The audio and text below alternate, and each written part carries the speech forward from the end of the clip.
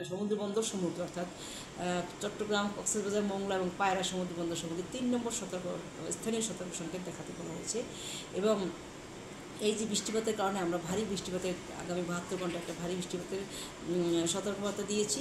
এবং এই ভারী বৃষ্টিপাতের কারণে পাহাড়ি এলাকায় অর্থাৎ চট্টগ্রাম এবং পার্বত্য চট্টগ্রাম, কক্সবাজার এসব এলাকায় যেসব জায়গায় পাহাড় আছে সেখানে অতিরিক্ত বৃষ্টিপাতের কারণে পাহাড় ধসের সম্ভাবনা রয়েছে। এবং এই বৃষ্টিপাতের কারণে মহানগর অর্থাৎ চট্টগ্রাম এবং ঢাকা বিভাগের যে সিটি এরিয়া সেখানে জলবদ্ধতার কারণ হতে পারে।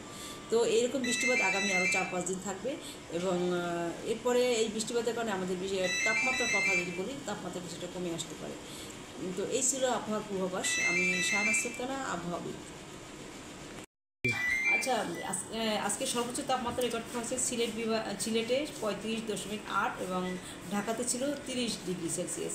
এবং বৃষ্টিপাত যদি সকাল 6টা থেকে সন্ধ্যা 6টা পর্যন্ত বলি, সর্বোচ্চ চট্টগ্রামে 73 মিলিমিটার এবং ঢাকাতে ছিল 33 মিলিমিটার। যদি বলি গতকাল 6টা থেকে আজকে সকাল 6টা অর্থাৎ 24 ঘন্টার বৃষ্টিপাত, সেক্ষেত্রে সর্বোচ্চ বৃষ্টিপাত 118 মিলিমিটার রেকর্ড করা হয়েছে।